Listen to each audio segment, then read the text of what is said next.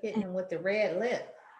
Oh my goodness, yes, yes. I love it. It's actually the lip bar and a maybe it might be three of them. It's Riri Woo from MAC way back Okay. then, and then this Maybelline one, and Hmm. then I put, because sometimes these ones, they're matte, they're super dry, Yeah. and when I'm talking like it starts Hmm. to get annoying. So I add in the lip bar Yeah. gloss one just to kind of give my lips a little conditioning. That's nice. Thank you, thank you. But yeah, we're now live. All right. And so thank you out there, all of you out there in cyberspace. We are live. This is Quick to Politic. I'm your host, Ernestine Lyons, and I have a very special guest here, Robin Kinnie of Motor City Woman podcast. She is here to talk with us about the art of podcasting and telling stories of women. And, she's just an all around phenomenal woman. She's a mom, she's a wife, she's all of these wonderful things, and a business owner. So tell us a little bit more about yourself, Robin. Sure. Thank you for having me, Ernestine. First and foremost, I love to see people utilizing their platform to make connections and have all these conversations.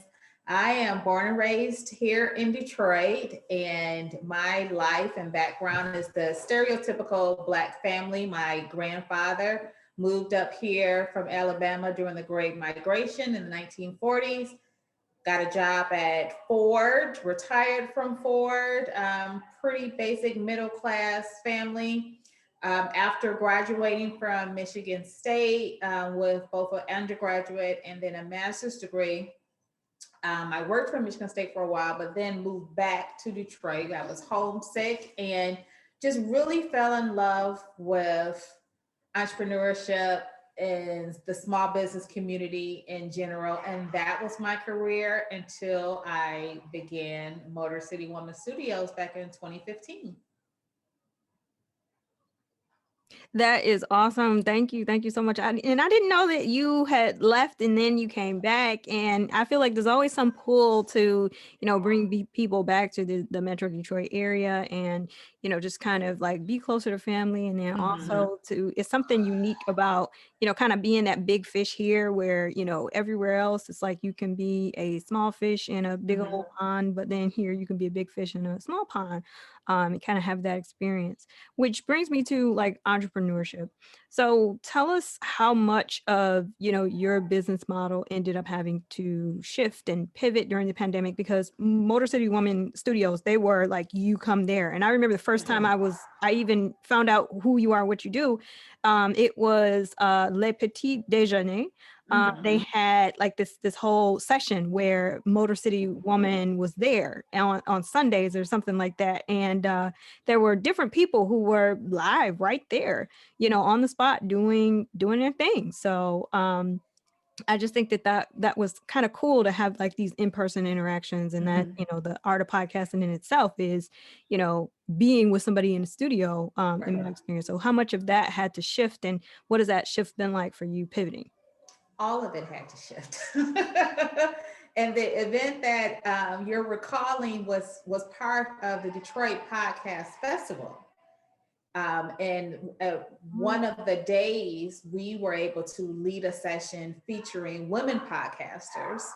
And, so we've been grateful to support the Detroit Podcast Festival for the past few years. And of course, this year, or 2020, it was virtual. But what you saw being in person and having like a live podcast, it really was a precursor for where I think the direction of podcast is going. But over the last year, we had to pivot just like every other small brick and mortar business. We were not only accustomed to people coming to the studio to utilize our services, but that was our main revenue driver. So in April, we got to work with brainstorming what are some other ways that we can create and sustain our business, with revenue and diversify our revenue streams.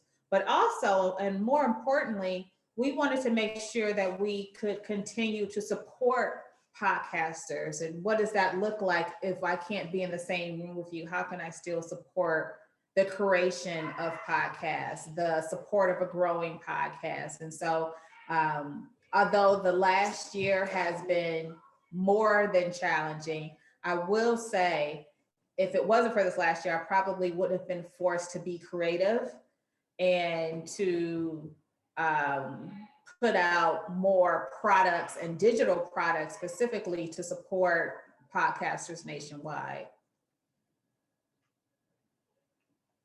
Awesome. Sorry for the delay there. I don't know. It's just like, trying to I don't know. I think Zoom needed to, change like mute because I'm trying to like in the background and all that fun.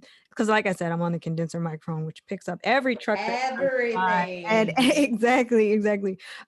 So I kind of wanted to, ask a little bit more about, the mission of Motor City Woman being to amplify voices of underrepresented groups and in the broadcasting industry. You guys use the tagline that we produce media that matters.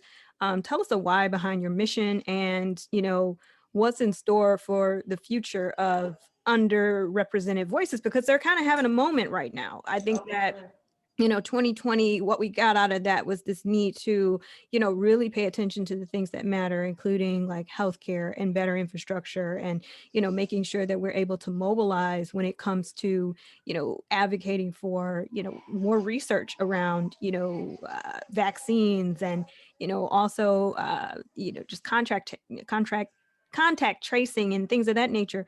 So, but then at the same time, we were listening to voices that have, long been marginalized. So, tell us a little bit more about, the past, the present, the future when it comes to underrepresented voices.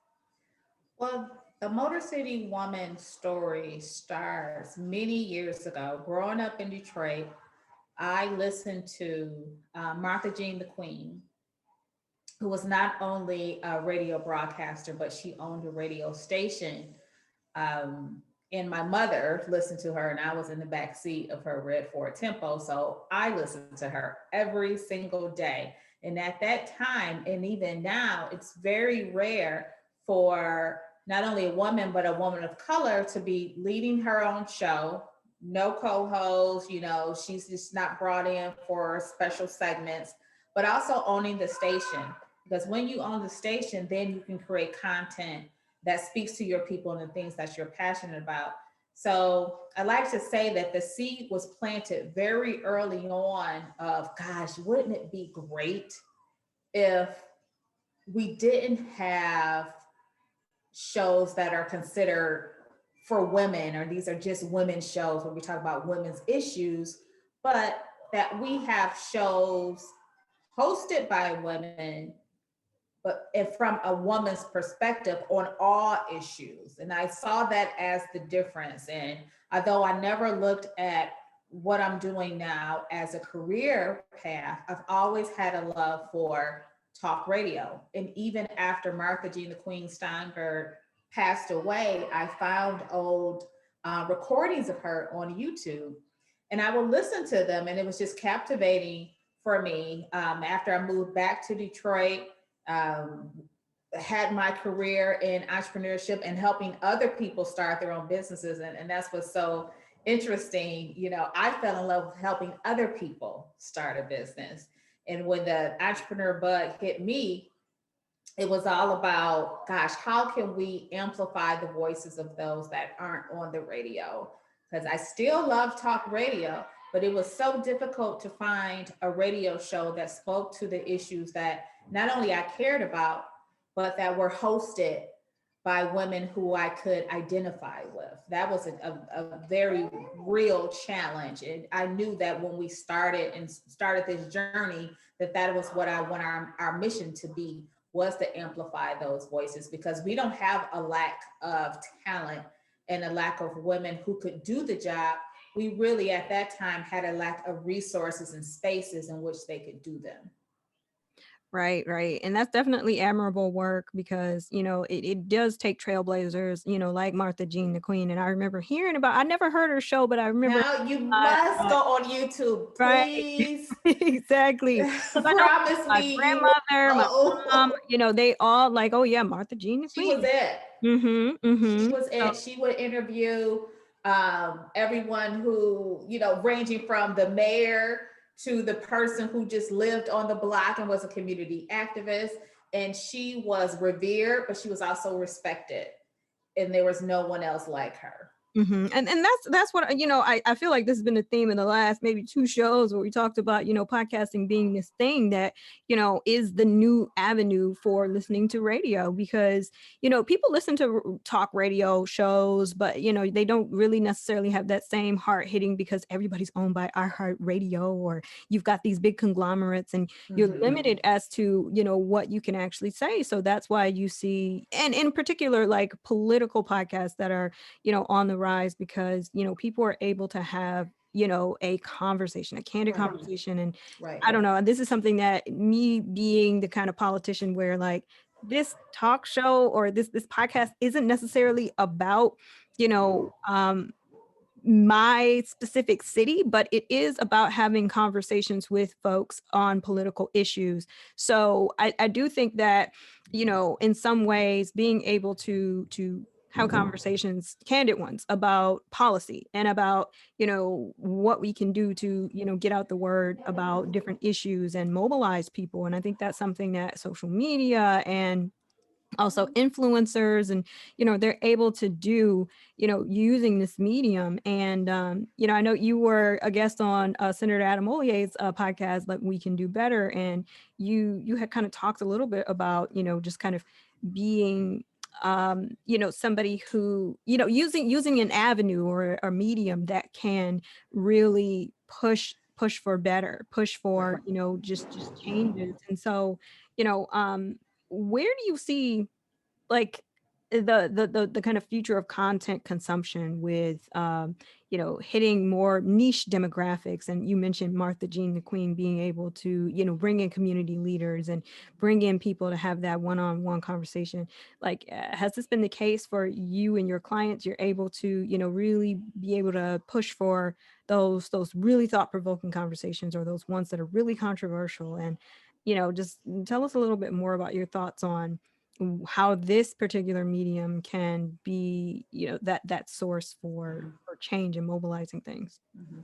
Well, what I love about podcasting is, well, one of the things I love about podcasting is that you can be super specific. And I think that that's what the audience wants. They want to be able to go into Google Podcasts or Apple Podcasts and put in a subject that they're interested in learning more about, or a term that they're interested in learning more about, or a person that they're interested in learning about, and seeing all of the various podcasts that matches with that search. And I just think it's amazing because it gives voice to things. And there's an intimacy in sound. And I think that's another reason why podcasting took off as it has. Is, first of all, it's a low barrier of entry. You know, you get your setup, you know, connect to an RSS feed, and you're off and running. No longer do you have to go through, you know, like an FCC, or like you mentioned, iHeart. You can do it from, I'm at my dining room table. You hear my son in the background. You know, so the low barrier of entry makes it more accessible for more people to be involved with podcasting and reach, quite frankly, a global audience. And I really do think that that's the direction that we're going in, where you have that niche where you'll say, I only want to talk about Star Wars. Everything Star Wars I'm going to talk about. And there is an audience out there waiting. Audience for that. I know, like that would be something I would listen to, because oh my gosh, there's an audience for everything. That's what I found. And so our clients, they span a whole host of topics. We have, you know, authors that are podcasters, so they're talking about themes related to their book. We have mental health therapists that's interviewing people about, quite frankly, the challenges over this last year in mental health. So these are conversations that typically would only be had in like a small group. But now with a podcast, you can record it, and someone that maybe isn't ready to schedule an appointment with a therapist can listen in and be a fly on the wall and say, hey, these tips really helped me get through, a challenging time. That's awesome. That's awesome. And oh my gosh, I have a podcaster who joined us. And shout out to, oh my gosh, please drop the name of your podcast, Chris, into the into the chat so I can shout you out. But so what advice would you give to folks who are, starting out, like to make sure that, you're finding your niche, you're finding your audience, and you're able to really be impactful with the storytelling that you do, and the voice that you're trying to reach, to tell those stories. So what do we need to know about giving this a go and then being consistent? Well, when we're working with podcasters, my first question is typically, what is your why? What are you doing this for? Because if it's just to hear yourself talk, then you're going to be flushing money down the toilet. Like you just want a sounding board. But I think when you focus on that why, and you kind of use that as the nucleus, that's going to make it much easier to find an audience, know what topics you're going to talk about, identify guests, because everything should tie back to your why. So that's the first step when we're working with aspiring podcasters, is what is your why? Who do you want to help? It doesn't have to be like this big philosophical, I'm going to change the way people view whatever. It can be, I want to make people smile. I want to make people laugh with my stories of my family life, or, whatever. But focus on that why and identify what that why is and who does it help. Okay, that definitely makes sense. And because yeah, you really want to be able to figure out, like, okay, well, I found my cadence, I found the thing that we want to explore every episode. And Right. I think that's something that it is accessible. It is something you try, and then you go back to the drawing board, and that's the name of it. My friend Chris said he's gonna have a Star Wars episode of Chris Cross Corner. He's also an urban planner, so Wonderful. yep. So shout out to that. But being able to make sure that you're coming across to so tell us also a little bit more about, like, the branding. How do you get to finding out, like, that same path, like when it comes to getting out there and reaching people, getting out there and reaching the voices that want to explore the concepts and the topics that you also advocate for as a podcaster, no matter what. That's probably one of our number one questions, is growing your audience. So you can say, hey, I have 5 episodes out there and it's just been me and my mama listening to them. What am I missing something? Because Right. this is great content and no one's listening. Well, one of the reasons is a lot of podcasters go in reverse. They start a podcast and they look for an audience. You should first identify your audience, then start a podcast. And although a lot of people don't talk about email when they talk about marketing, everyone wants to jump right to social media. Email marketing is still the number one way to reach a targeted audience. So if, let's go back to the Star Wars example. If you found where, you have maybe a landing page that says Star Wars podcast coming soon, start collecting email addresses. Start getting active in groups, meetups related to the theme of your podcast, and say, hey, this is what I'm working on. Drop your email on our site and you'll be the first to find out when we launch. Because once you start collecting those emails, those are the first people who will, be your first listeners. And typically when something is good, people share it. So let's say they're on the Star Wars Facebook group, and they're like, oh, they were just talking about this on the Star Wars podcast. And people are like, what? Tell me more. And it Right. goes and goes. Wait, where is this thing? And let me know. Like, really? Take it. Right. I didn't know Eric Thomas, the motivational speaker, he has a podcast, and I am Oh, a fan yes. of his YouTube videos that talk about motivation and Yes. I goals. think I listened to his podcast before I saw his YouTube videos. Right, right. And so, I started listening to the podcast, and like you were saying, it is like more nuanced. I know they were talking about I had this for breakfast, and then they kind of delve into a little bit more of the motivational kind of conversations. Right. And I'm just like, wait a minute, this is actually kind of interesting. But it's kind of like seeing another side of somebody, and just really getting, and I think that's why people stick with certain things. And that kind of transitions into another question I had, because I know a lot of folks, like my friend Charlotte, who, has a live series. And, so how do folks who just do things like lives as opposed to podcasting, and have that kind of rapport on either lives on Instagram, lives on Facebook, how do you build with the same kind of following? Is it going to be the same kind of like advice or methodologies for making sure that you are growing your following or finding your voice and telling the stories, when you're just going live on social media versus a podcast and lives and things of that nature? I think the recipe is the same, identifying who your audience is and who you want to help, finding out where they hang out, if it is social media, identifying key hashtags or key accounts to engage with. One of the mistakes that I think a lot of people who want to grow their audience do is they may find the Facebook group that is related to their theme, and that's all they're doing is pitching their show all the time. Hey, I got a show about that. Here's my show. Here's the show. This is what we're talking about this week. No one likes to be sold to all of the time. Mm-hmm. Instead, I recommend being part of the conversation. So you found a group that's related to your podcast. Maybe in the comments, mention, oh, we were just talking about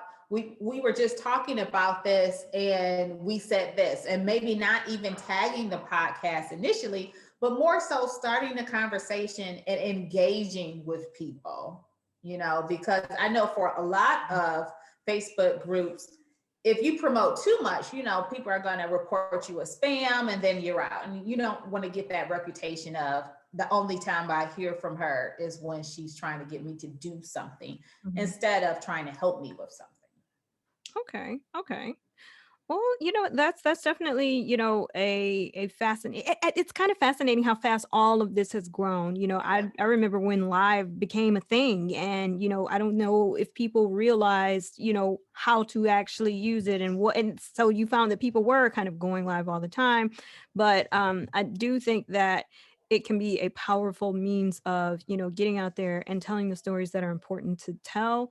And I know that, as far as trying to advocate for more policy and advocate for more inclusion with the community, for, trying to get buy-in for different, initiatives that even I'm working on. I think I need to be better at, going live, inviting people in and sitting there and then just talking about those kind of issues, which is a little like, I feel like it doesn't have structure. It doesn't have play rules or like a playbook for like, okay, and using politics and using, these mediums to really engage with, not only constituents, but neighbors and friends and people who, you want to have these conversations with. So I definitely think that it can be challenging, but, you know, that's one of my last questions. Using this medium, for storytelling and conveying more in-depth news, what has been your experience and the experiences of those of your clients with, Motor City Woman podcast, studios? And so, tell us a little bit more about how you can, you know, tell the in-depth stories and really perfect the art of storytelling. Well, over the years, and podcasting, although it may be new to some, podcasting has been out, I would say, since the late 80s. It was just in a different format. And it wasn't that accessible. So the whole back history of podcasting came with the iPod. So basically, a guy, I can't remember his name, figured out how to create an RSS feed, from, his computer, record his information, and people be able to play it on an iPod. And so that's really the core of the name. It came from a combination of broadcasting and iPod, and then they took the pod and they took the cast, and so that was podcasting. So over the years, it was more informal conversations of, this is what I have for breakfast and a day of my life. But I've really seen it evolve, and especially over the last 2 to 3 years, when you have like NPR, which I'm a huge fan of. I listen to a lot of NPR produced podcasts. When you have ABC News that has a podcast. And Right. I think, Right. yeah, and I think the way that they're utilizing it is they're taking their broadcast, which they would have anyway, and being able to share it so that it's on demand, because everyone can't catch the news at 7 o'clock. However, if they've subscribed to the podcast, they can listen to it at their leisure. When they're driving. And, Right, exactly. So I think that's how it's used, what I'm seeing from a news standpoint. But the podcasting genre in general is all over the place. You have monologue, you have storytelling, you have comedic. The traditional one is the one-on-one with the host and a guest, but that's not all of them. One of my daughters, she enjoys a podcast that's based off of a book series called The Dork Diaries, and they just made it into a podcast. And again, what makes podcasting so accessible, and I think what has lent itself to the rise of it, is that it's on demand. Because we're right now what I call the microwave age, where we want everything when we want it. We don't want you to tell me when I want it. I want it right now, and I want it dropped on my doorstep. Right. So that's how podcasting is. And I think that's why it has gone to so many different genres, like you said, the news, storytelling, performances, comedic. Right. And I think it's going to continue to grow. And that's another thing I kind of wanted to, ask a question. Like, do you think it's fair that, I noticed so many famous people, like you mentioned ABC News, like people like Michelle Obama will have podcasts, and, Chrissy Teigen, and now, Prince Harry and Meghan Markle. And it's just, sometimes I think that because this is so accessible, that when little people do it, it's a means of, empowering people. But I think when you get big celebrities and big studios, doing a podcast, it's, do you think that that's not fair? Or do you think it's also just like you said a little bit of, and maybe this is the answer, is like, it's putting accessibility in the hands of people so that, they don't have to be beholden to, I have to tune in at 7 or go back to Peacock or Netflix or wherever and find this thing, instead it's, I'll just take it with me because I'm interested in the content that, say Oprah, I think she also has a podcast, or, Michelle Obama, Prince Harry, all these folks, I'm interested in hearing what they have to say. But do you also think it takes away from, local, or more nuanced, smaller podcasters? Or do you think it's just like it's all fair because it's very niche, and if they want to listen to your Star Wars podcast versus the Prince Harry and Meghan Markle podcast, and you're gonna find that, and that's for you, and that's your audience. Your thoughts, and that's one of our last questions. Well, I think celebrities and PR companies are going to look for opportunities to get their clients in front of as many people as possible. So it was a natural transition to see more celebrity podcasts being put out there. But I like to look at podcasts as a great equalizer. Right. So the podcast that I'm doing at my kitchen table is on the same platform as the podcast produced for Michelle Obama. Like, how crazy is that? That is, it is, when you think about it, you can all find them on Spotify. Right. So it's the great equalizer. There's no one saying, oh, this podcast is better, I'm going to pitch you this podcast. I'm paying the same amount of money, to be on a hosting platform. So it's like you can look at it either way. Yes, you have more celebrities in it, but I really don't think that it's pushing down regular people who want to podcast. I think if anything is raising the profile, because then, there's more people going to listen to podcasts and hopefully they'll stumble upon yours. Awesome. Awesome. Well, you know what? Thank you so much for You're enlightening welcome. us and dropping your knowledge and telling your story. And, I love that you celebrate elevating stories and, doing the work that you do to, bring accessibility to, this kind of newish genre, or at least the term, of course, a broadcast has been around for a while. And, it's all Right. about, who has the access to the accessibility. Right. And so it's definitely going to be fun watching the journey of Yeah. who's out here telling stories, who's controlling the narrative, and watch that be able to be shaped into uplifting marginalized voices. And Yeah, I thought it was really funny as we were heading into the pandemic. I think at that stage we had probably 500,000 podcasts registered on Apple Podcasts. wow. Like by mid-July, we had crossed the 1 million mark. So that says a couple things. That says that people were at home and they were like, you know what?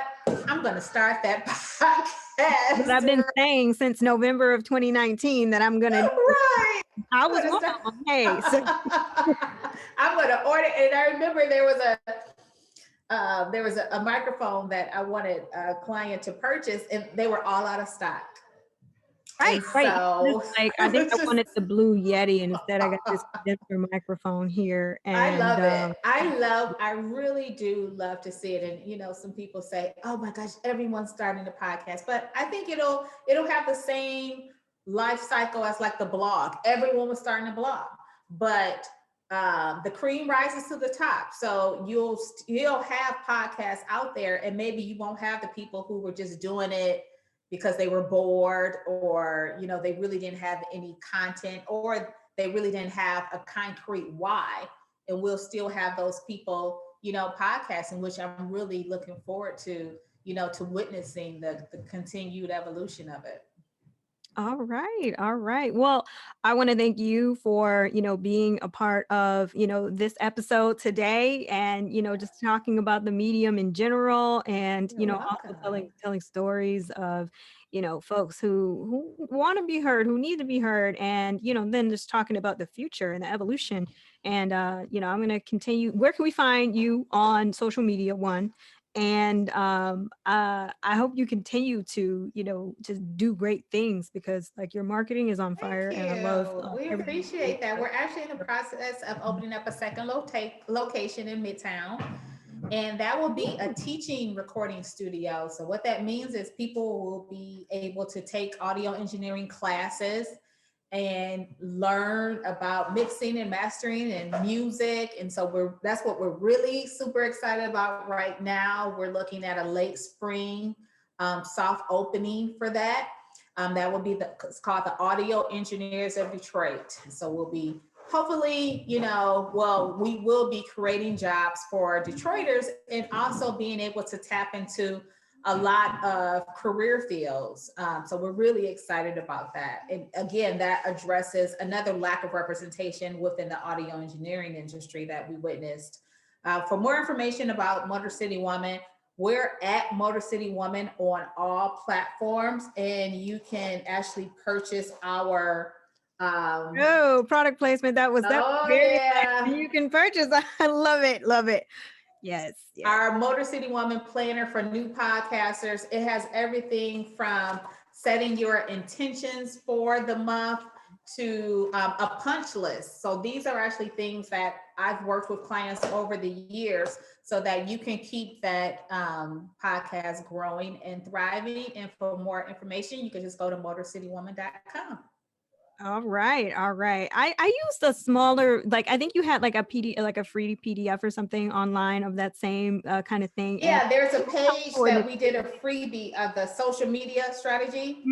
Yeah, that's in here. That was kind of a preview of the it's in here somewhere, of the entire thing. Right. But I mean, this is amazing. So yes, go out there and, connect with Robin, listen to, all of the Yeah, this was the podcasts one. that are available through Motor City Woman, follow her on social media. And this is amazing. And so I appreciate eventually, your support. hopefully she will, keep expanding and maybe set up a expansion site in Harper Woods one day, so all right. There's no limit. I put no limit on the direction that we're going. We just want to make sure that we continue in the whole impetus, and our why was amplifying underrepresented voices and producing media that matters. All right. Okay. Well, thank you so much for being a part of Quick to Politic today. Thank you, everybody out there who joined us. And so this has been a really great conversation. And have a great one, guys. Thank you. Bye. Bye. Yay. And I am ending the record. I hope my kids weren't too loud. No, not at all. Bye, everybody out there on Facebook and social media.